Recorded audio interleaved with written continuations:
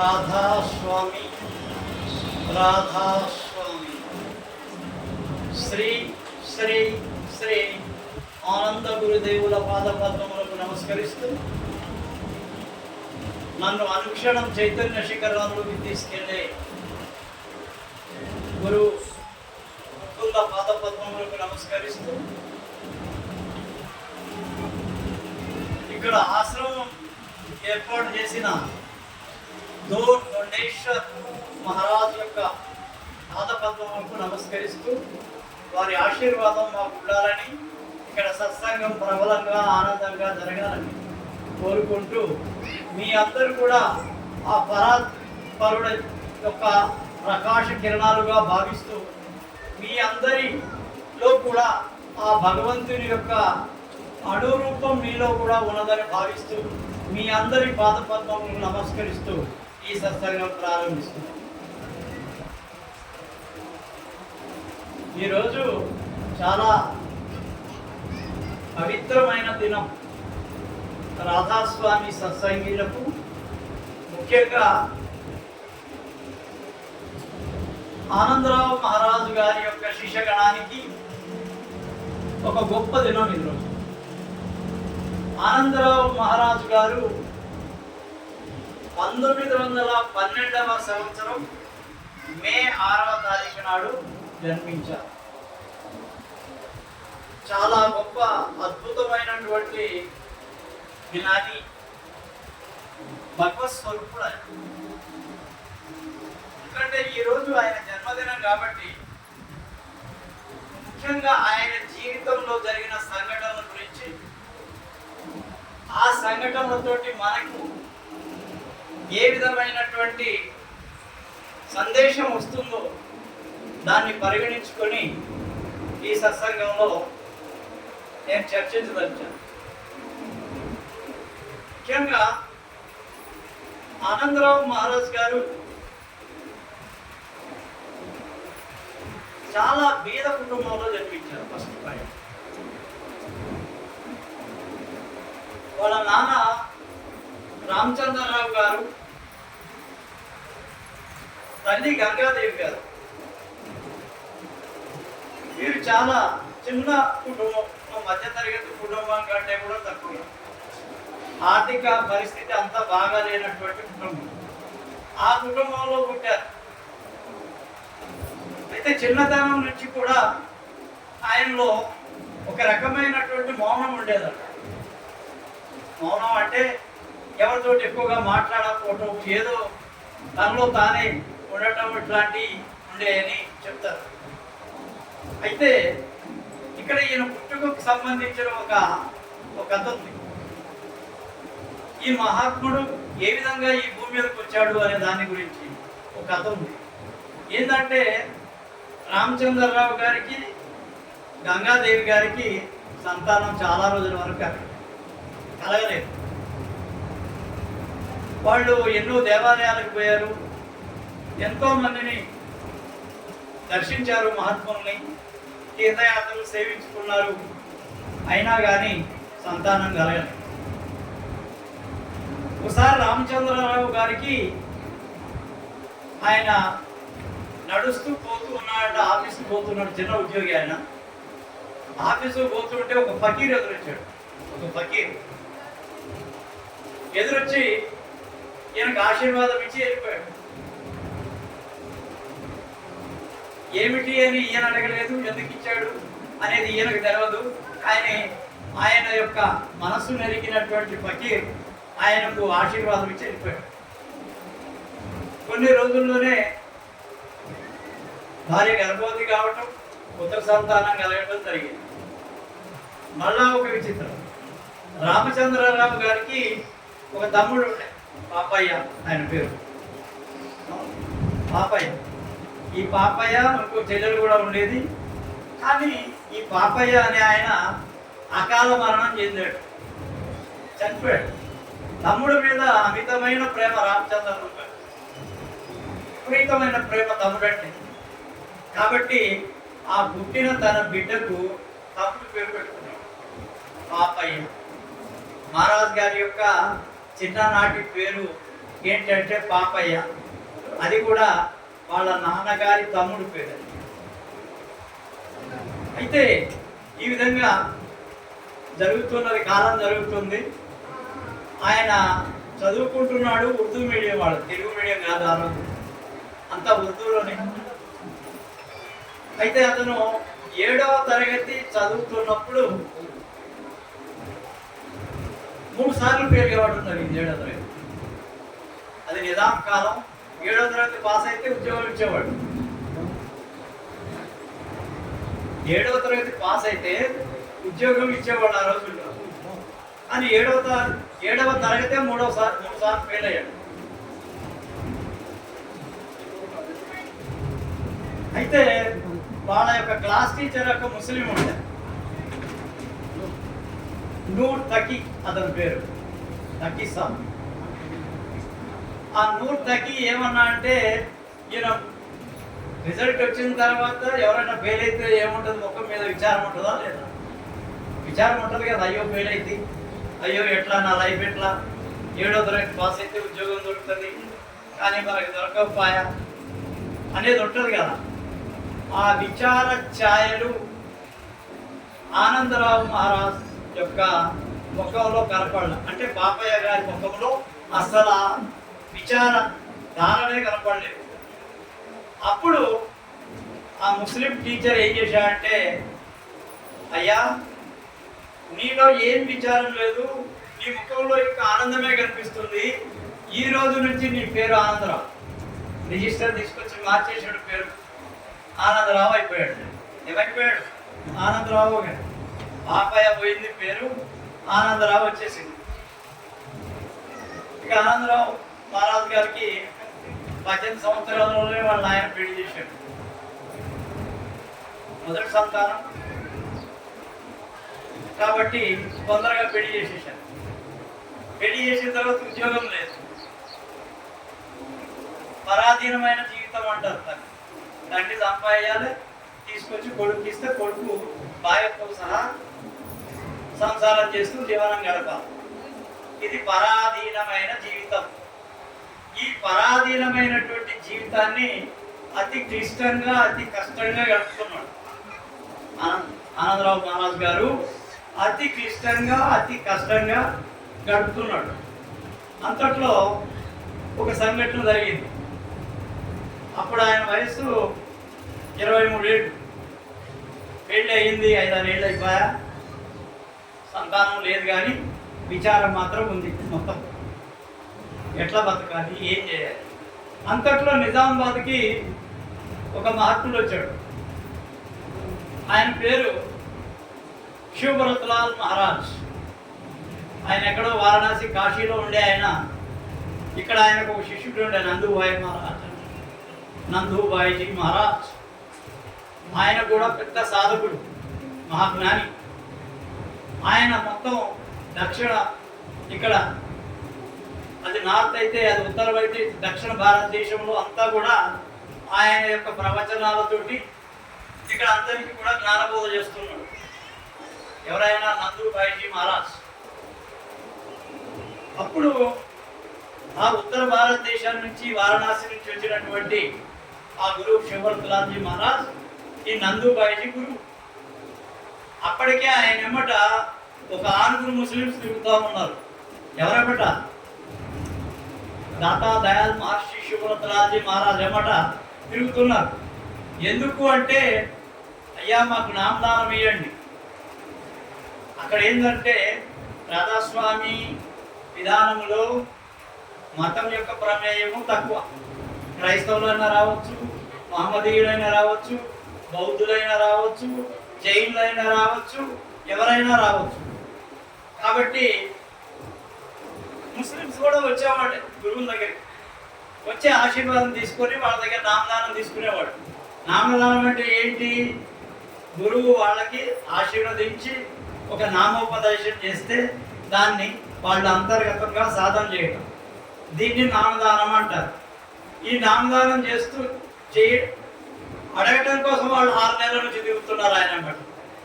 6 నెలల నుంచి 6 ముస్లిమ్స్ శివభరత్లాల్జీ మహారాజ్ అంటే తిరుగుతున్నారు. అయినా నామదానం ఇవ్వలేదు ఆయన. ఇప్పుడైతే అడిగితే ఇచ్చేస్తారు, కానీ అప్పట్లో అట్లా కాదు. చాలా టెస్టింగ్స్ ఉండి ఊరకనే ఇయ్యరు నామదానం ఊరకనే దాన్ని అతి విలువైనదిగా గమనించి అర్హులైన వాళ్ళకే నామదానం చేస్తూ ఉంటారు. అయితే ఇప్పుడు ఈయన ఆనందరావు మహారాజ్ గారికి ఈ విషయం తెలిసింది. ఒక మహాత్ముడు వచ్చాడు, నందూర్బాయిజీ మహారాజ్ ఇంట్లో ఉన్నాడు కాబట్టి పోయి దర్శనం చేసుకుందామని ఆయన స్నేహితుడు కలిసిపోయారు. మహారాజ్ గారు పోయి ధ్యానంలో ఆయన ప్రవచనం చేస్తున్నారు. ఆ ధ్యానంలో కూర్చున్నాడు. ఈయన కూడా అట్టి కళ్ళు మూసుకొని కూర్చున్నాడు. నామదానం ఇంకేడైంది కాలేదు కదా. కళ్ళు మూసుకొని కూర్చున్నాడు. ఆయన ప్రవచనం చేస్తూ ఉన్నాడు. మీలో అంతర్గతంగా చాలా శక్తులు ఉన్నాయి, మీరు వాటిని వెలికి తీయాలి. లోపల అనంతమైనటువంటి జ్ఞాన సంపద ఉన్నది, దాన్ని మీరు అంతర్గతంగా పోయి చూడాలి. లోపల ప్రకాశము శబ్దం ఉంది, దాన్ని మీరు పొందాలి. ఇట్లా ఆయన ప్రవచనం చేస్తూ ఉన్నాడు. సత్సంగం అయిపోయింది. అందరు కూడా ప్రసాదం తీసుకున్నారు, వెళ్ళిపోయారు. కానీ ఆనందరావు మహారాజ్ గారు ఇంకా అక్కడనే కూర్చొని ఉన్నాడు. తర్వాత ఎవరో లేపి మహారాజ్ దగ్గర ప్రసాదం తీసుకోవా, వచ్చావు కదా ప్రసాదం తీసుకొని పో. ఈయన పోయాడు, మెల్లగా పోయాడు. బాగా బాధ ఉంది, ఆర్థిక బాధలు, సాంసారిక బాధలు ఉన్నాయి. పోయి అడిగాడు, మహారాజ్ గారు మీరు లోపల అంతర్గత శక్తి గురించి చెప్పారు,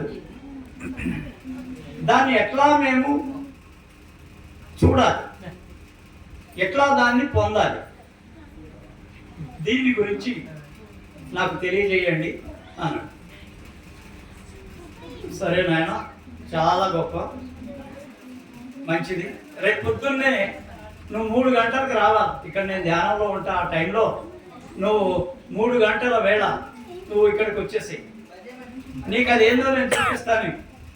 ఏమన్నాడు? ఆ శక్తి ఏందో నీకు చూపిస్తా. నువ్వు అడిగినావు కదా, నీకు అంతర్గత శక్తి కావాలి కదా.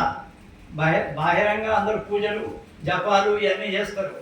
లోపలికి పోయి లోపల ప్రకాశము శబ్దం చూడాలంటే గొప్ప సాధన అవసరం. అయితే ఈ సాధన విషయంలో నీకు రేపు పొద్దున్న చెప్తాను. నువ్వు 3 గంటలకు రా. వచ్చేటప్పుడు బత్తీసలు, ఒక పూలు కొన్ని బత్తీసలు తీసుకొని రా అని చెప్పాడు. పొద్దున్నే ఆయన 3 గంటలకల్లా అక్కడికి వచ్చేసాడు. అక్కడికి రానియరు, ఇట్లా పట్టుకోమంటారు వాళ్ళు. ఏంటంటే లోపలికి ఎవరినంటే వాళ్ళని రానియరు. మహాత్ముడు కదా, మహాత్ముని దగ్గరికి ఎకాయకి పోవడానికి లేదు. వాళ్ళు ఏమన్నారు? రోగ్యాలు అన్నారు. అంతా వాళ్ళు నార్త్ వాళ్ళు, ఉత్తరప్రదేశ్ వాళ్ళు, వాళ్ళకి ఈ తెలుగు అదేం రాదు. రోగ్యాలు అది ఆయనకి వినపడ్డది. లోపల శివమంగళ సింగ్ జీ మహారాజ్ వినపడ్డది, శివభర్తలాల్ మహారాజ్ వినపడంలోనే ఆయన ఏం చేసిండంటే అందరూ అందే ఉసుకు అన్నాడు. లోపలికి పోయి లోపలికి ఈయనతో పాటు ఇంకో ఇద్దరు కూడా పోయినాడు. లోపలికి పోయిన తర్వాత ఆయన ముందు కూర్చోబెట్టుకొని భూమధ్యంలో ఆయన స్పర్శ చేసి తల మీద ఆశీర్వదించి కూర్చోమన్నాడు. ధ్యానంలో ఏం జరిగిందంటే ఒక అనంతమైనటువంటి సూర్యప్రకాశం కనపడదు. ఏం కనపడది? సూర్యుని యొక్క ప్రకాశము, వెలుతురు, ఎరుపు రంగులో ఉండే సూర్యుని యొక్క ప్రకాశము భూమధ్యంలో చూశాడు. ఆయన చూసిన తర్వాత మహారాజ్ మెల్లిపోయితే అడిగాడు, శివభర్తలాల్జీ మహారాజు అడిగాడు, అందరు క్యాదెక్కెత్తు ఏం చూసినాం ఆయన లోపల? మహారాజ్, నేను సూర్యుని యొక్క వెలుతురుని చూశాను, సూర్యుని చూశాను, ఎరుపు సూర్య బింబాన్ని చూశాను అన్నాడు. ఏ మేరా శక్తి సే ఆప్కో దిఖాయా. ఏమన్నాడు? ఇది నా సాధన శక్తితోటి నీకు లోపల చూయించిన, కానీ ఇక మీదట నీకు నామదానం ఇస్తాను, నువ్వు లోపల సాధన చేసి లోపల దాన్ని చూడాలి అని ఆశీర్వాదం ఇచ్చేసి. ఇది నేను చూపించిన ఓకే, కానీ నీ సాధన, నీ శక్తి లోపల పోయి నువ్వు చూడాలి. అందుకనే ఆయనకి ఏం చేశాడు? నామదానం ఇచ్చేశాడు. నామదానం అంటే చెప్పినాం కదా, లోపల పోయి ధ్యానం చేయడానికి ఆయన ఒక మంత్రం చెప్తాడు, అదే పఠిస్తూ ఉండాలి, అదే లోపల ధ్యానం చేస్తూ ఉండాలి.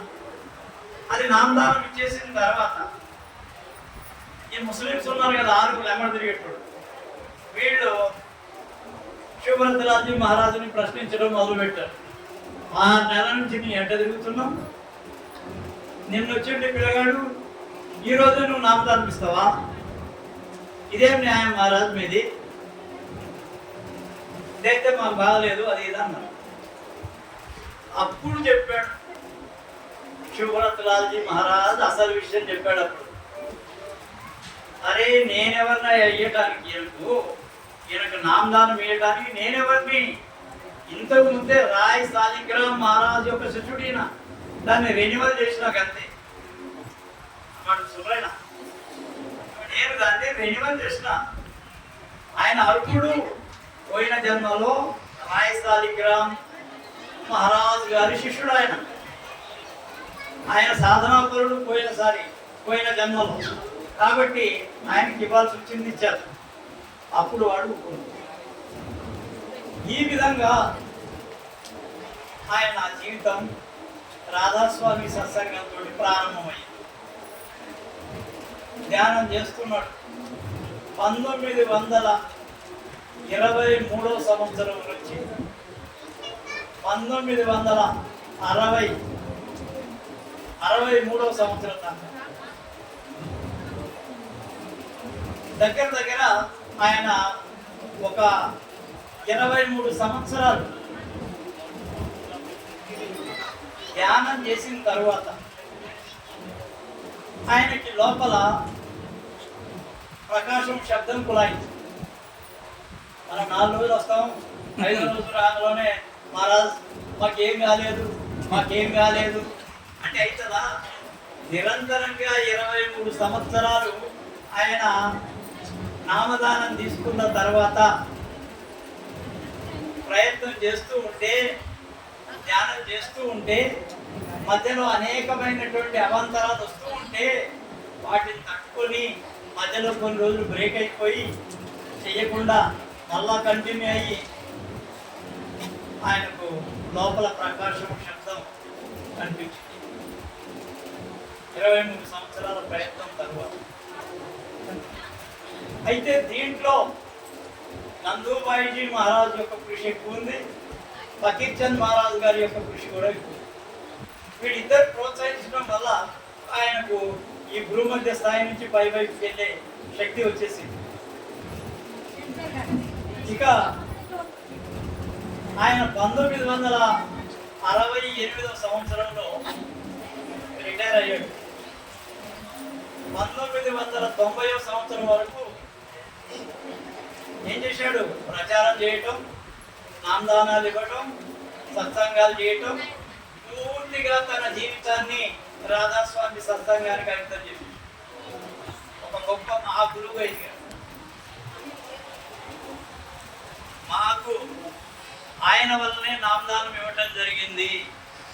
నాకు కానీ, ముకుందరెడ్డి మహారాజు కానీ, ఇట్లా చాలా మంది ఉన్నారు. ఇంకా ఆయన శిష్యుడు దగ్గర ఒక 100 మంది అన్న ఆయనకు గొప్ప గొప్ప శిష్యులు ఉన్నారు. వాళ్ళందరి జీవితాలు వెలిగినాయి అంటే ఆర్థికంగా ఎరిగిపోయి పెద్ద కోటీశ్వరుడు అయ్యారనుకునేది. లోపల అంతర్ముఖంగా వెలుతురు చూడగలిగారు, శబ్దాన్ని వినగలిగారు, అనంతమైనటువంటి ఆనందాన్ని పొందారు. అంటుండే మహారాజ్, అయ్యా నేను విత్తనాలు చదువుతున్నా, అవి ఎక్కడ మొలుస్తాయో, ఎక్కడ పెరుగుతాయో, ఎక్కడ పుష్పిస్తాయో, ఫలిస్తాయో వాళ్ళ యొక్క కృషి, వాళ్ళ యొక్క పూర్వజన్మ సుకృతం అంటున్నాడు. ఏటమైతే వేస్తున్నా, బీజాలు నాటుతున్నా, ఇవి ఫలించేది ఎంతమందికో. కానీ ఒకసారి బీజం వేసామంటే ఇది జన్మలకు కంటిన్యూ అవుతూనే ఉంటుంది. ఏదో ఒక జన్మలో వాళ్ళు తరించడం గ్యారంటీ. అయితే ఇలా ముఖ్యంగా మనం ఆనందరావు మహారాజు విషయంలోనే మాట్లాడుతున్నాం కాబట్టి ఆయన జీవితంలో జరిగిన కొన్ని సంఘటనల గురించి చెప్తాను. ఆయన ఎంత నిజాయితీ పరుడు, ఎంత కష్టాలు వచ్చినా ఏ విధంగా ఆయన తట్టుకోగలిగాడు. ఈ విషయంలో కొద్దిగా మనందరికి ఉపయోగపడే విషయం ఇది. ఎందుకంటే ఏదో మాటలు చెప్పిపోయేటి గురువులు కాదు రాధాస్వామిలో ప్రాక్టికల్ లైఫ్. ఎన్ని కష్టాలు వచ్చినా నష్టాలు వచ్చినా, ఎంత సంతోషం ఉన్నా, ఎంత పై స్థాయిలో ఉన్న ఉద్యోగస్తులైనా సరే ఈ రాధాస్వామిలో గురువు అయ్యాడు అంటే అతి సామాన్యుడై అందరిలో ఒకడైపోతాడు. ధనవంతుడు పేదవాడు అందరూ ఒకటే. ఇక్కడ కులం మతం అన్నిటికీ అతీతమైంది ఇది. కాబట్టి ఆయన తన జీవితంలో పడ్డ కష్టాల గురించి కొన్ని చెప్తాను మీకు. మొట్టమొదటి ఒక చిన్న సంఘటన. ఆయనకు మొదట ఒక ఆడపిల్ల సంతానం అయింది. మొత్తం ఆయనకు 4 కొడుకులు 3 ఆడపిల్లలు, మొత్తం 7 సంతానం. ఒక ఆయన పెద్ద ఆయన పేరు వెంకటేశ్వర్లు, ఆయన రిటైర్డ్ తహసీల్దార్. రెండో ఆయన పండర్నాథ్, ఆయన కెనడాలో ఉండేవాడు డాక్టర్.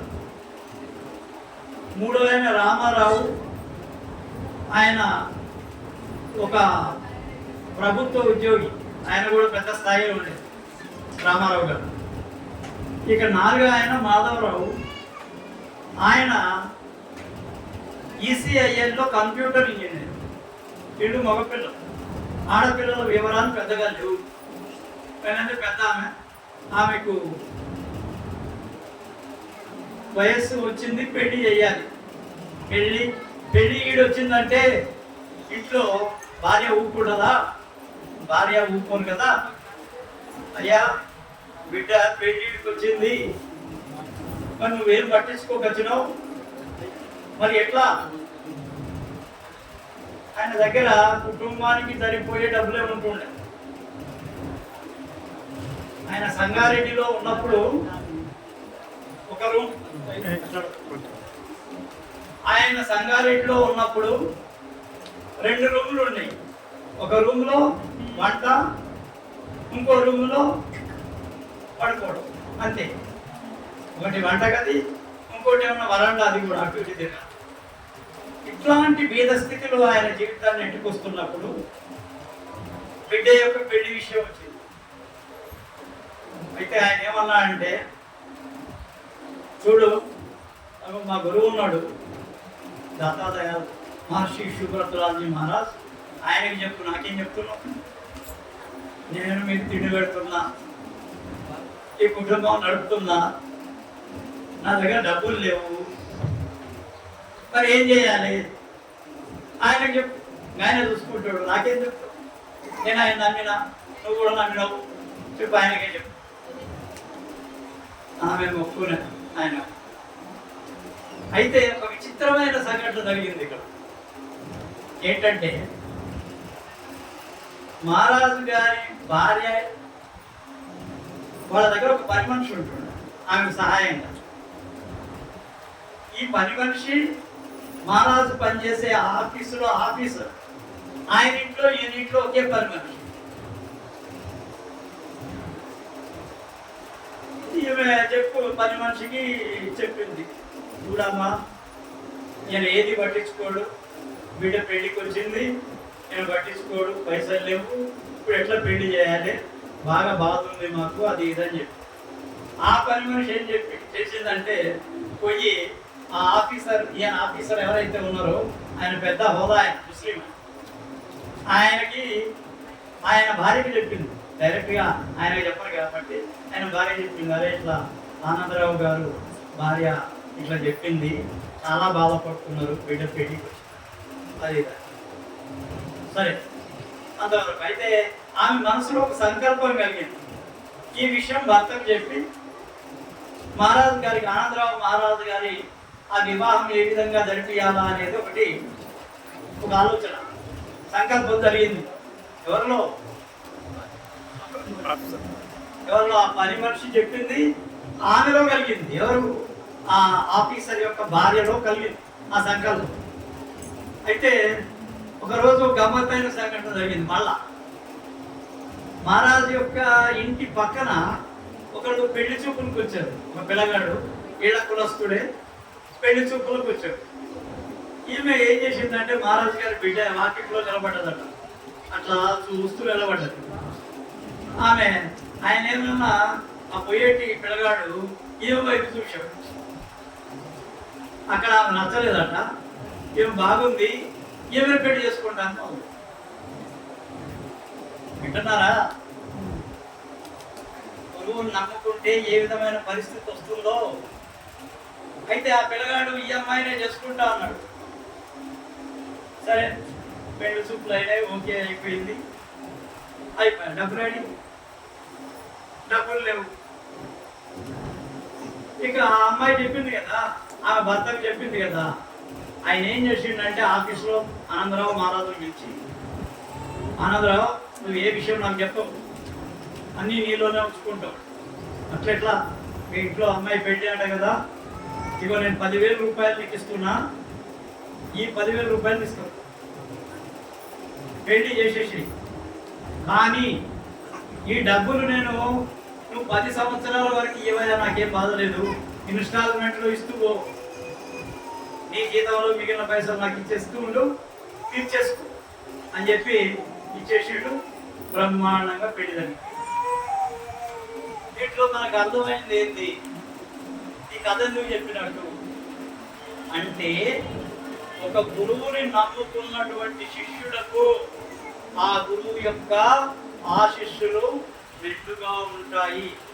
ఎన్నో సమస్యల నుంచి బయటపడేస్తాయి. ఎంతో మంది స్నేహాలు చేస్తుంటారు. స్నేహితులు ఎప్పుడు కూడా అన్ని వేళలా సహాయపడరు. ఒక 10 రూపాయలు ఎవడన్నా సహాయం చేశా అంటే 100 సార్లు చెప్తాడు, నేను అనిపించినా అంతే కదా. పైసలు ఇస్తే 10 సార్లు చెప్తాడు. కానీ భగవంతుని యొక్క నామస్మరణ చేస్తూ, గురువు యొక్క నామస్మరణ చేస్తూ మీరు గురువుకు మొక్కుంటే మీకు మీ ఆపదలో అన్ని రకాలుగా తీరిస్తే ఆయన ఎవరికైనా చెప్తాడా?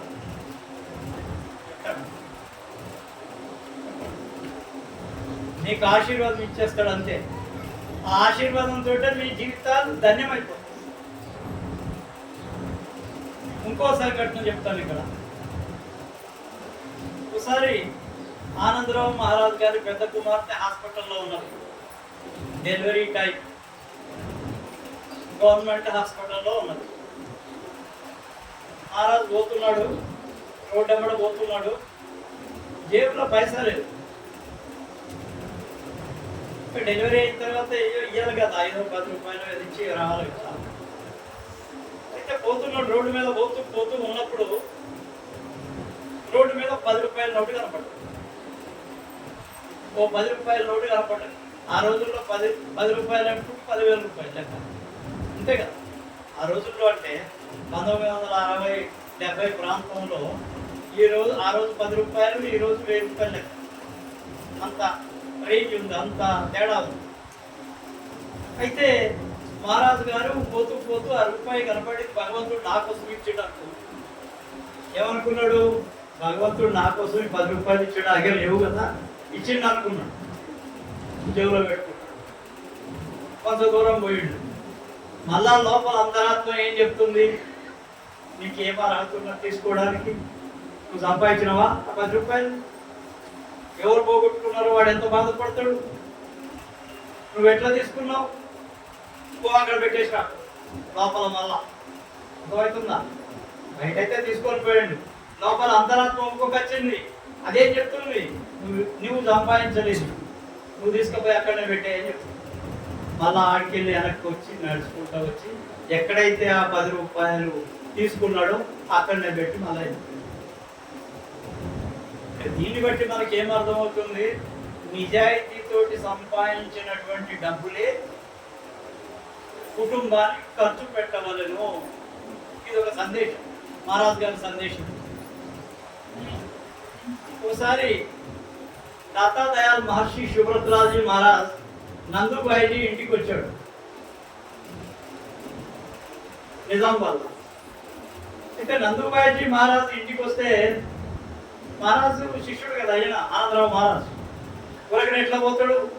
గురువుని దర్శించుకోవాలంటే ఊరకనే ఖాళీ హాత్ అంటారు. ఎప్పుడు ఉత్త చేతులతో మాత్రం రాకండి గురువు దగ్గరికి. ఏ గురువు అయినా సరే, ఏదైనా సరే, ఒక పండు, ఒక పుష్పము, ఒక దండను తీసుకొని పోవాలి, ఒక మిఠాయి ఏదన్నా తీసుకొని పోవాలి. ఈ తీసుకొని పోతున్నాడు. కానీ ఆయన డబ్బులు, అప్పుడు ఆయన దగ్గర డబ్బులు లేకుండా, వాళ్ళ నాయన జీవించిన కాలంలో వాళ్ళ నాయన జేబులో నుంచి 5 రూపాయలు తీసుకొని పోయాడు. ఏం చేసాడు? 5 రూపాయలు దొంగతనంగా వాళ్ళ ఫాదర్ జేబులో నుంచి తీసుకొని, వాళ్ళ నాయన రామచంద్రరావు జేబులో నుంచి తీసుకొని డాడీ పోయాడు. దత్తాదయాల్ మహర్షి శివరాత్రాజీ మహారాజు దగ్గర పోయాడు. మహారాజు ఆయన మహాత్ముడు, చాలా గొప్ప ఆయన. ఆయన ఇట్లా చూడగానే గుర్తుపట్టేస్తాడు. आनंदराव क्या है? महाराज बेटा है और 5 रुपये 5 రూపాయలు తీసుకొచ్చిన మాట ఏంది అటు ఇటు చూసాడు. ఏం తుమారా ఏమన్నాడు? ఇది నీది కాదయ్యా, ఇది నీది కాదు, నువ్వు దొంగతనం చేసినవి నీ స్వార్జితం కాదు, నాకు అవసరం లేదు, ఇది ఎక్కడి నుంచి తెచ్చిన వాళ్ళు. మహాత్ముల దగ్గరికి దొంగతనం తీసుకొచ్చిన పైసలు తీసుకుంటే వాళ్ళు వెంటనే కనిపెట్టేస్తారు. స్వఆర్జన, సొంతంగా సంపాదించిన ప్రతి రూపాయి కూడా విలువైంది, ప్రతి పైసా కూడా విలువైంది. నువ్వు 2 రూపాయలు కాదు, 2 పైసలు ఇయ్యి. కష్టం ఉండాలి, దాంట్లో శ్రమ ఉండాలి, అది ఫలితాన్ని ఇస్తుంది. ఇది కూడా ఆయనకు ఒక సందేశమే, మనకు కూడా సందేశమే. ఏం సందేశం ఇది? పరుల యొక్క సొమ్ముని నువ్వు దానం చెయ్యరాదు. పరుల సొమ్ము తీసుకొచ్చి నువ్వు దానం చేయకూడదు అని చూస్తున్నాం ఈ రోజుల్లో. పెద్ద పెద్ద కోటీశ్వరులు పెద్ద పెద్ద కిరీటాలు చేపిస్తారు దేవుళ్ళకు. కోట్ల రూపాయలు విలువైనటువంటి సొమ్ము ఎక్కడి నుంచి వస్తుంది? ఈ సొమ్ము ఈ సారాయి కాంట్రాక్టర్స్, సారాయి అమ్మేటోళ్ళు కోట్ల రూపాయలు, లేకపోతే ఏమన్నా కాంట్రాక్టర్స్, పెద్ద పెద్ద కాంట్రాక్టర్స్, వాళ్ళ ఊరగానే దోపిడీ సొమ్ము, అది నిజాయితీ సొమ్ము కాదు. ఈ దోపిడీ సొమ్ము తీసుకుపోయి తిరుపతి హుండీలో వేస్తారు. మరి వీళ్ళ కష్టాలు తీసుకున్నాయా? భగవంతుడికి వేస్తున్నారు నిజమే. భగవంతుడు దాన్ని నేను కార్యక్రమాలకు ఉపయోగిస్తారు, కానీ ఆశీర్వాదం ఉండదు దాంట్లో. ఆశీర్వాదం కావాలంటే ఏముండాలి? స్వార్జితం కావాలి. ఆయన 14 కోట్లతోటి వెంకటేశ్వరునికి కిరీటం చేయించాడు, కానీ జైలు పాలయ్యాడు. జైలు పాలయ్యాడు. వెంకటేశ్వరుడు రక్షించిండా? రక్షించలే. నువ్వు చేసిన దోపిడి సొమ్ము నాకు తీసుకుపోయి కిరీటం పెట్టినావు, మరి ఈ కిరీటం పెట్టి నేనేం చేసుకుంటా? నీ కర్మ నువ్వు అనుభవించు కదా, నీ కర్మ నువ్వు అనుభవించాల్సిందే. జైల్లో ఉండు, కఠిన శిక్షను అనుభవించు, నాకేం సంబంధం లేదు. నువ్వు నాకు తీసుకొచ్చిస్తే నేనేం చేసుకుంటా? దాన్ని నీకు ఆశీర్వాదం ఎట్టిస్తా? భగవంతుడు ఆశీర్వాదం ఇవ్వాలి. నిజమైన ప్రేమతోటి భగవంతుడి యొక్క నామజపం చేయండి, దాని ఫలితం అనంతంగా ఉంటుంది. నేను చెప్తా, చాలా వరకు మన మహిళా మనులకు అందరికీ నేను చెప్తుంటా ఏంటంటే, మీరు పొద్దున్నే లేచి మంచిగా స్నానం చేసుకొని మీరు భగవంతుడికి హారతి చేయండి, గురువు యొక్క హారతి చేయండి. గురువు ఉంటే, లేదు మా గురువు మీద నమ్మకం లేదయా భగవంతుడే అంటే, మీరు ఏ దేవుణ్ణి అయితే నమ్ముతారో ఆయనకు హారతి ఇవ్వండి.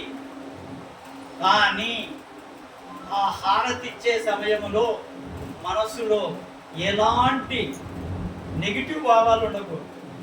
ఏముండకూడదు?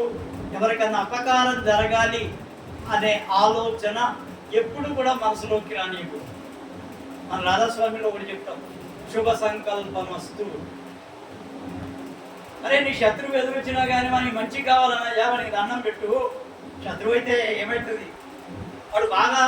వాడు మంచి కావాలనుకుంటే నీ జీవితం బాగవుతుంది. వాడు చెడిపోవాలంటే నువ్వు 4 రకాలు చెప్పు కదా. స్వామి విధానాలలో ఇదొకటి ఏంటంటే ఎదుట వాళ్ళ మంచి కోరుట. ఎదుట వాళ్ళకి మంచి కోరితే మన జీవితము మంచిగా, లేకపోతే మనం ఎక్కువ కష్టాలు పాలవుతాం. దూషణకు దూషణ ఎప్పుడు ప్రేమ కాదు. శత్రుత్వంతో శత్రుత్వం ఎప్పుడు కూడా ప్రేమ కాదు. ప్రేమతోటే ప్రేమ. శత్రువునైనా ప్రేమించు. యేసుక్రీస్తు అంటాడు కదా, నీ వరే నీ పొరుగు వాడిని ప్రేమించు. అసలు ఏమి కొట్లాట్లు ఉండవు. నీ వరే నీ పొరుగు వాడిని ప్రేమిస్తే నీ శరీరంలో నీకే ఆపద కాకుండా మంచిగా జీవనం గడపాలని మీరు అనుకుంటారు. చూడండి, ఎదుటవాడు కూడా అట్లనే ఉండాలనుకుంటే మీరు హాయిగా ఉంటారు. దీన్ని శుభ సంకల్పం వస్తారు. దీనికి ఒక ప్రమాణం ఉంది. ఏంటంటే మీరు ఏదైతే ఆలోచిస్తుంటారో ఈ ఆలోచనల తరంగాలు ఆఖరికి నక్షత్రాల వరకు వెళ్ళగలుగుతాయి. వీటిని ఏమంటారంటే భావ తరంగాలు. ఈ భావ తరంగాలు ఎక్కడికి వెళ్ళిపోతుంటాయి? ఆకాశంలో ఎక్కడో నక్షత్రాల దాకా కూడా వెళ్ళిపోతాయి. కర్మ ఎట్లా తయారైతుంది అంటానికి ఒక ఉదాహరణ ఇది నేను చెప్తాను.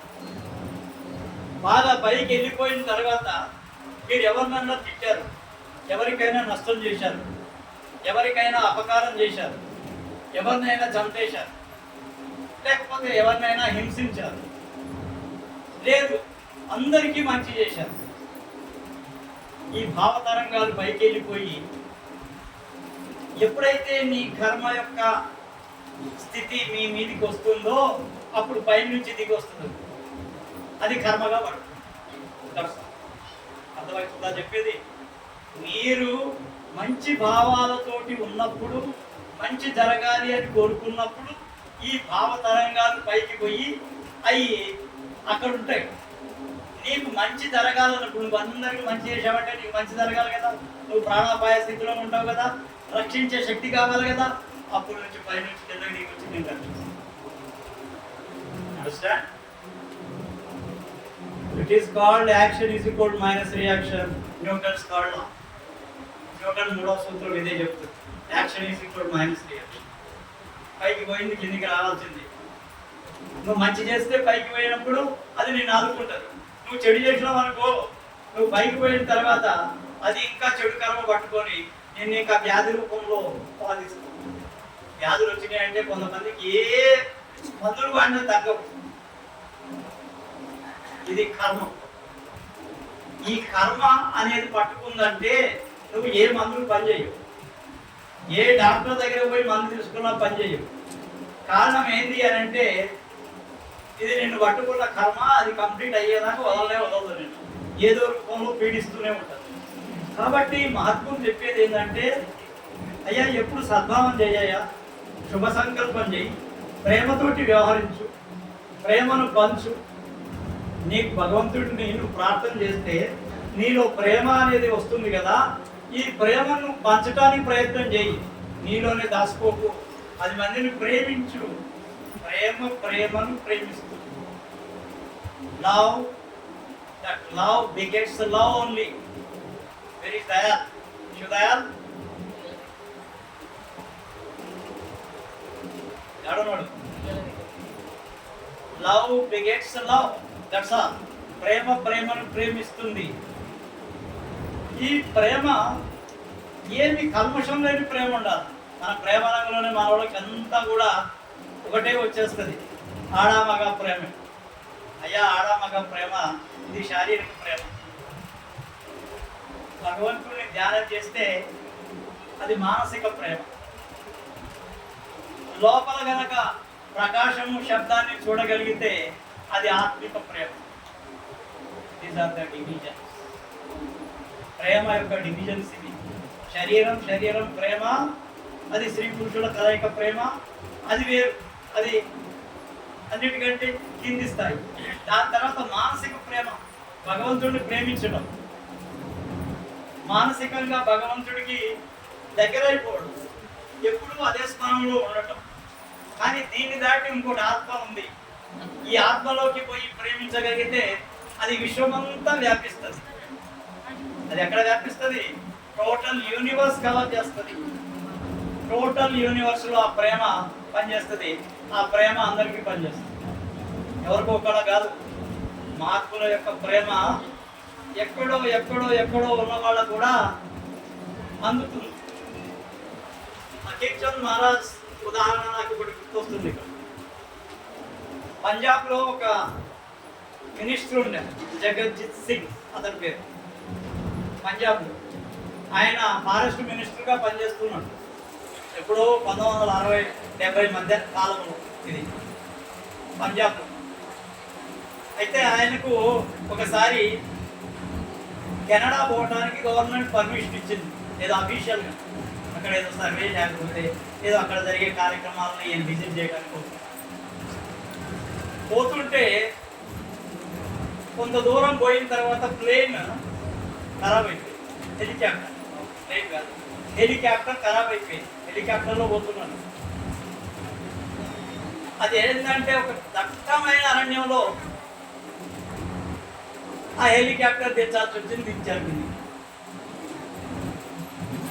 హెలికాప్టర్ దట్టమైన అరణ్యం, అక్కడ క్రూర జంతువులు తప్పితే మామూలు జంతువులు ఉండవాలి. విపరీతమైనటువంటి క్రూర జంతువులు తిరిగే ప్రాంతంలో హెలికాప్టర్ దించేశాడు.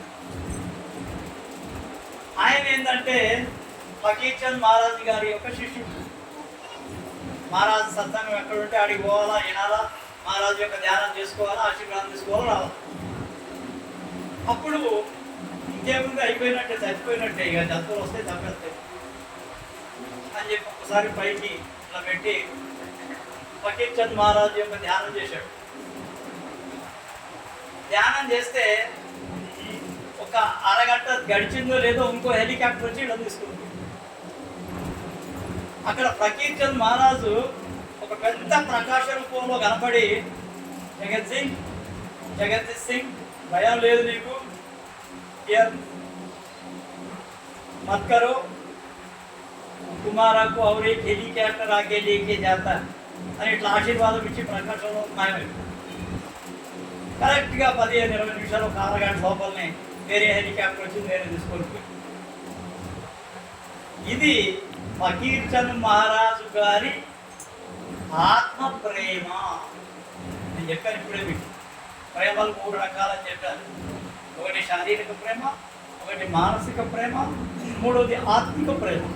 ఈ ఆత్మిక ప్రేమలో ఏమైపోయిందంటే ఆయన ప్రేమ విశ్వవ్యాప్తం అయిపోయింది. ఫకీర్ చంద్ మహారాజ్ గొప్ప సంతమాత్మ. ఈయన శిష్యుడు కాబట్టి ప్రార్థన చేసిండు. ఈ ప్రార్థనకు ఆయన అక్కడికి వచ్చేసాడు. వచ్చేసి ఏమైపోయింది, ప్రకాశ రూపంలో కనపడి ఆశీర్వాదం ఇచ్చేసి ఈయన ఇంకో హెలికాప్టర్లో పంపించేసాడు. తర్వాత పోయాడు, మహారాజ్ మీరు నాకు చాలా జీవితాన్ని రక్షించారు, నన్ను ప్రాణాలు కాపాడారు, అంత అరణ్యంలో నాకు దర్శనం ఇచ్చి మీరు ఇచ్చేశారంటే ఆయన ఏమన్నాడంటే, జగత్ సింగ్ నేను అక్కడికి రాలేదయ్యా, నేను అక్కడికి రాలేదు, నేను ఇక్కడనే ఉన్నా హుషార్పూర్లోనే. మరి మహారాజ్ అక్కడ వచ్చిన వాళ్ళు ఎవరు? నీ ప్రార్థన, నీ విశ్వాసం, నీ బలం అక్కడ నా రూపం కనపడదయ్యా. నేను చెప్పినా కదా, ఆత్మిక ప్రేమ విశ్వవ్యాప్తంగా ఉంటుంది, మొత్తం ప్రపంచమంతా వ్యాప్తి ఉంటుంది. ఏ మూలకు పోయినా కానీ, ఏ ధ్రువ ప్రాంతంలో పోయినా కానీ అది రక్షిస్తుంది నిజమైన భక్తులకు, అందరికి కాదు. ఈరోజు వచ్చి రేపు మహారాజులకు ఏదో మాట్లాడటం, లేకపోతే మహారాజును ఎక్కువగా చెప్పడం, ఉన్నదానికంటే ఎక్కువగా మాట్లాడటం, ఇవన్నీ అనర్థాలు. ఎంత మౌనంగా ఉంటే అంత మంచిది. మూడో వాళ్ళ గురించి మాట్లాడకపోవడం అనేది చాలా మంచిది. మన జీవితాన్ని మనం చూసుకోండియా, ఇంకా మూడో వాళ్ళ గురించి ఎందుకు? మనకి ఏం చేయాలి? మన జీవితంలో ఏమైనా తప్పులు జరుగుతున్నాయా? మనం ఎవరికైనా నష్టం చేస్తున్నామా? మనం ఏమైనా పరుషంగా మాట్లాడుతున్నామా? ఎవరికైనా సరే ద్రోహం చేస్తున్నామా? ఇది మనల్ని మనమే ప్రశ్నించుకొని సవరణ చేసుకోవాలి. ఎవరో వచ్చి సవరణ చేసేది లేదు. నీ అంతటి నువ్వే సవరణ చేసుకోవాల్సిన అవసరం ఉంది. ఈ సవరణ స్టార్ట్ అయింది అనుకుంటే మీ జీవితం బాగుపడ్డట్టే. ఏది మీలో మీరు తొంగి చూసుకొని మీలో తప్పుల్ని గ్రహిస్తే వాటిని సవరణ చేసుకుంటే మీ జీవితం ధన్యమైపోయినట్టే. కానీ అట్లా జరగటం లేదు. వచ్చేవాళ్ళు వస్తున్నారు, వినేవాళ్ళు వింటున్నారు, పోయేవాళ్ళు పోతున్నారు, అవసరం ఉంటే ఫోన్లు చేస్తారు.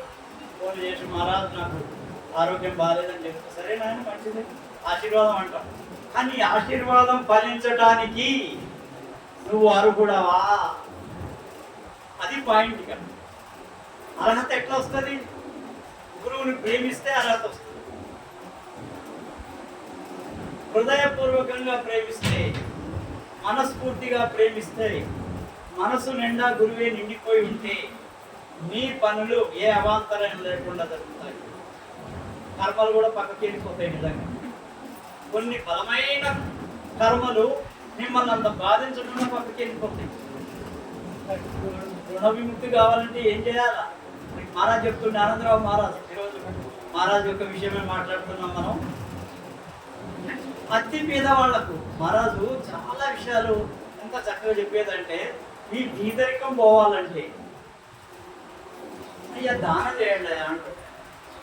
దానం రూపాయలు, 100, 1000 కాదు, హృదయాలు. నీ దగ్గర ఏమీ లేకపోయినా సరే కొద్ది చక్కెర ఆ ప్రాణులకి, కొద్దిగా అన్నము కాపులకు, గద్దలకు, పశువులకు, ఏటుకు పెట్టు. ఆకలిగా ఉన్నవాడికి అన్నం పెట్టు, బట్టలు లేని వాడికి బట్టలు.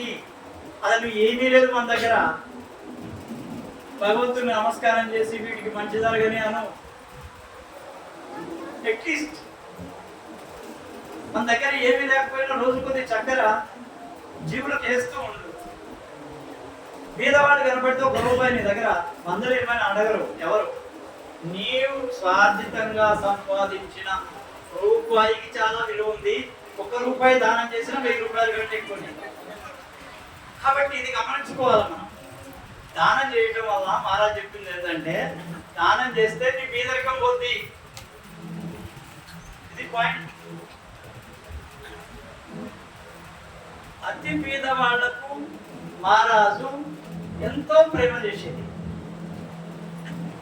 గురువు ఏమి ఆశించారు? మా గురువు గారు మీరు ఈ దేవాలా, బట్టలు దేవాలా, మీరు అయి దేవాలా, నాకు దండ చేయాలా, లేకపోతే మళ్ళా ఏదో చెయ్యాలా, మీరు అయి చేయాలి, ఇది చేయాలని కోరే గురువు కాదు. ప్రేమతో చేస్తే వద్దాను. డిమాండ్ చేయకూడదు గురువు. शिष्य को ऐसा चाहिए, गुरु को सब कुछ दे. गुरु को ऐसा चाहिए, शिष्य कुछ न ले. శిష్యుడు ప్రేమతో ఇస్తే దండేస్తే దండ తీసుకో. మహారాజ్ ఇగో స్వీట్ తెచ్చినా కొద్దిగా మీకోసం, సరే తీసుకో. కానీ ఏ శిష్యుడిని కూడా అరే ₹1000 తీసుకురా, నీది బాగుంది కదా ఆర్థిక పరిస్థితి, నువ్వు ₹1000 తీసుకురా, ఇది బిచ్చగాడి లక్షణం అని చెప్తావు. Demanding of money, demanding of any guru,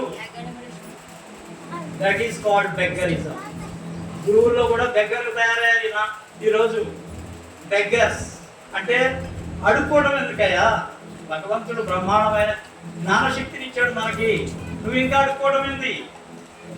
నీకు వచ్చింది, నీలో ఉన్నది పంచు అంతే. యు డోంట్ డిమాండ్ చేయొద్దు. ప్రేమతోటి ఇస్తే వద్దనొద్దు. ఎందుకు? మహారాజ్ చెప్తుండాలి, వాళ్ళ ప్రేమను నిరాకరించిన వాళ్ళం అవుతాము, కాబట్టి ప్రేమను నిరాకరించరాదు. నువ్వు ఇట్లా తీసుకో. ఎవరైనా సరే ₹100 తీసుకొచ్చి మహారాజ్ అని ఇచ్చిండు అనుకో, మేమైతే తీసుకోము. కానీ తీసుకున్నా కానీ ఎవరైనా ఒక పేదవాడు కనపడారే, బాబు నీ ఆర్థిక పరిస్థితి బాగాలేదు, ఇగో తీసుకుపోయేదన్నా వంటకు సంబంధించిన ఏమనుకోండి, ఇది ధర్మం. Venkanna set right. మన దగ్గర వచ్చి డబ్బులు ఇచ్చినా ఎవరైనా అవి బీదల కోసమే ఖర్చు పెట్టాలి, ఏమీ లేని వాడి కోసం ఖర్చు పెట్టాలి. కానీ గురువు తన సొంత ఖర్చుల కోసం ఉపయోగించరు. సమాజం కోసం ఉపయోగించు, బీదవాళ్ళ కోసం ఉపయోగించు, కానీ తన సొంత ఖర్చుల కోసం ఉపయోగించు. ఉపయోగిస్తే నువ్వు ఆ శిష్యుడిని మోసం చేసినట్టే, గురువు హితాన్ని కూడా మోసం చేసినట్టే. కాబట్టి గురువు ఎప్పుడు కూడా ఏది ఆశించకూడదు. ఆశించని గురువే గొప్ప గురువు.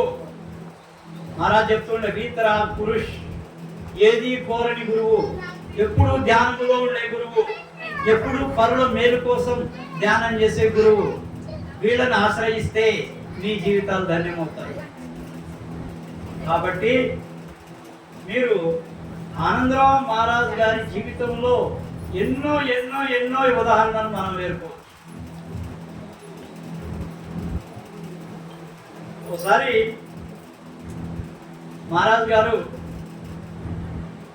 ఒక ఆఫీసర్ తోటి పోతున్నాడు, 2 కార్లలో పోతున్నారు. ఆఫీసర్ కారు చెడిపోయిందంట. వీళ్ళు ఏమన్నా అనుకున్నారు, వీళ్ళ కారు తీసుకొని ఆఫీసర్ వెళ్ళిపోయాడు. ఆఫీసర్ వెళ్ళిపోయాడు వెనకాల మహారాజ్ వాళ్ళ కార్ని. ఈయన గోపాల్ అనే ఒక శిష్యుడు ఉండే, మహారాజ్ ఆఫీస్లో పనిచేసే ఆయన, ఒక సబార్డినేట్ ఎస్పీ ఉన్నారని. అయితే ఆయన గోపాల్ ఇద్దరు ఉన్నారు. సాయంత్రం అయిపోయింది, ఆకలి కాబట్టి ఆకలి అవుతుంది. అడవి ఎటుకోవాలి, అడుపోయిన అడవి ఇటుపోయిన అడవి మధ్యలో. కొంతసేపటి తర్వాత అక్కడి నుంచి ఒక కొండ ఉందంట. ఆ కొండ మీద గంటలు మోగుతున్నాయి. గంట ఎవరో పూజ చేసారు, గంట వినిపిస్తుంది. అరే ఏమో ఇక్కడైతే గుడి ఉంది, పోతే మనకు అన్నం దొరకకపోయినా కానీ మహారాజు ఆయన పక్కన ఉన్న గోపాల్ ఇద్దరు అనుకున్నారు, గోపాల్ ఏం లేదు, పొద్దున మనకి ఆ కొబ్బరన్న దొరుకుతుందా, దేవుడు కొడతారు కదా కొబ్బరికాయలు, ఆ కొబ్బరన్న దొరుకుతుంది, ఆడికి గోదాం పద అని పోయినా. ఇక్కడ విచిత్రం జరిగింది ఏంటంటే, ఎప్పుడైతే వీళ్ళు అక్కడికి పోయారో ఆ రోజు రాత్రి ఒక మార్వాడి ఆయనకు ఒక కళ వచ్చింది. ఆయనకు పిల్లలు లేరు, పూజలు చేస్తున్నాడు, ఏమీ కాలేదు. అది ఆంజనేయుడి గుడి.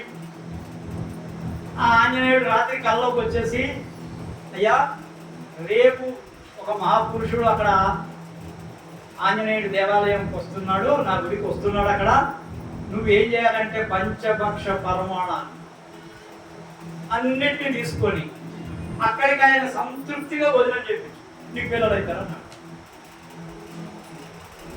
అదే సమయంలో వీళ్ళు ఆనందరావు మహారాజు వాళ్ళు గోపాలు ఇక్కడ కింద నుంచి పైకి ఎక్కుతా ఉన్నారు. పవన్లోనే ఈయన కనపడ్డాడు. ఆయన మారవాడు ఆయన వచ్చి ముక్కులు వచ్చి ఆయన కాలు పట్టుకున్నాడు. మహారాజు కాలు పట్టుకున్నాడు.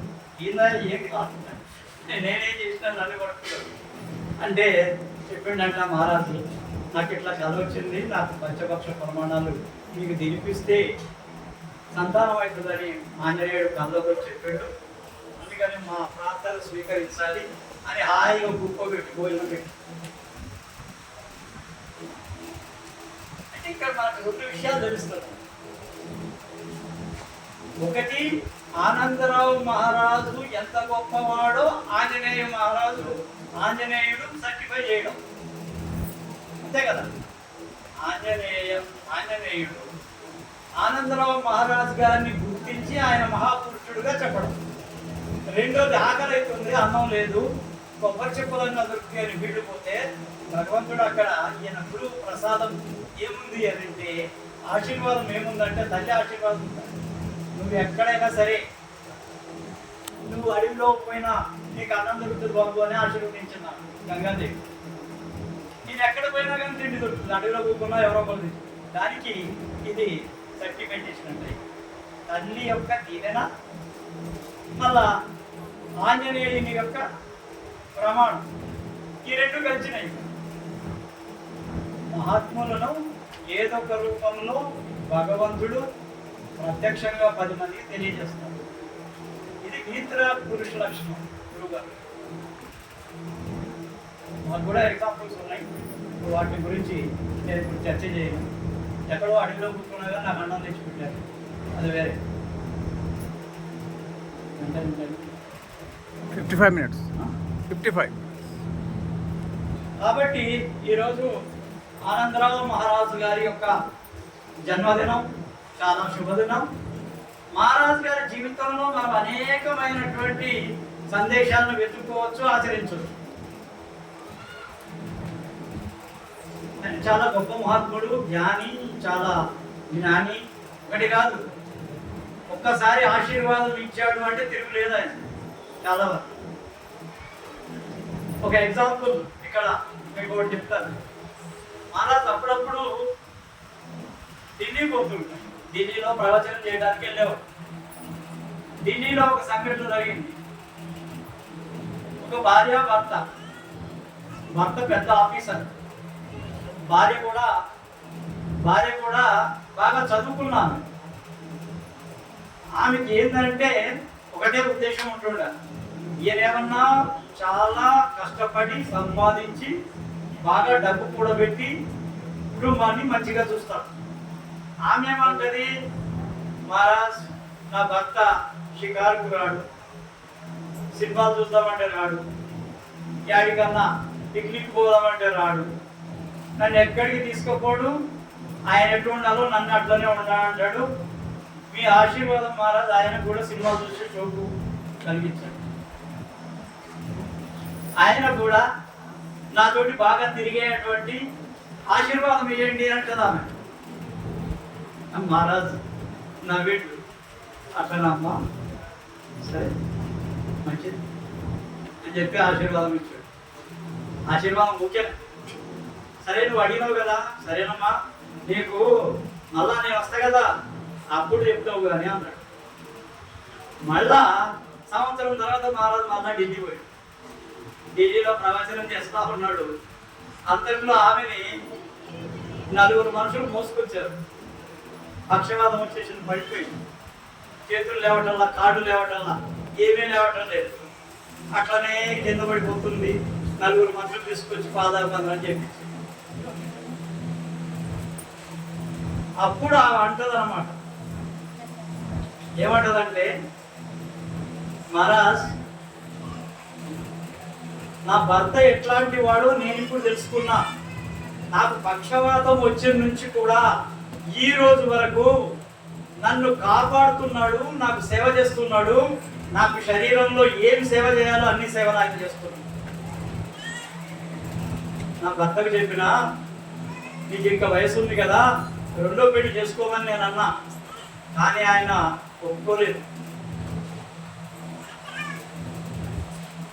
అప్పుడు అన్నాడు, మహారాజు అన్నాడు, అమ్మా నువ్వు అట్లా కోరుకున్నావు, నీకు ఇట్లా అయింది, నీకు ఇప్పుడు నిరూపణ అయింది కదా, అయిందా లేదా? నిరూపణ అయిందా లేదా? నీకు సేవ చేసే భర్త ఉన్నాడు. ఎంతమంది భార్య ఆరోగ్యం ఖరాబ్ అయితే 24 గంటలు భార్యకు సేవ చేయగలుగుతున్నారు ఈ రోజుల్లో. నీ భర్త ఎంత ఉత్తముడు. నువ్వు షికార్లు కావాలా, పిక్నిక్లు కావాలా, సినిమాలు కావాలా, మరి అట్లా తిరిగేటోడైతే నీకు చేసేటోడా ఈరోజు? నీ భర్త ఎంత ఉత్తముడు. ఇట్లాంటి కోరికలు గౌరవం. ఇదొక సందేశం, ఇది కూడా ఒక సందేశం. కాబట్టి సత్సంగీలారా, ఇది ఎంత గొప్ప దినం. నిజంగా మహారాజుల గారిని స్మరించుకునేటువంటి గొప్ప శుభదినం ఇది. మన జన్మ ధన్యమైనట్లే ఆయన్ని స్మరించుకుంటే. మీ అందరికీ కూడా ఆ గురుదేవుడు సకల సౌభాగ్యాలు, ఆనందము, శాంతి, సుఖము, ఆయురాంతము అన్నీ కూడా ఇవ్వాలని ఆ గురుదేవునితో ప్రార్థన చేస్తూ ఉన్నాం. ఇంతటితోటి ఈ సత్సంగం ముగిస్తున్నాం. రాధాస్వామి. రాధాస్వామి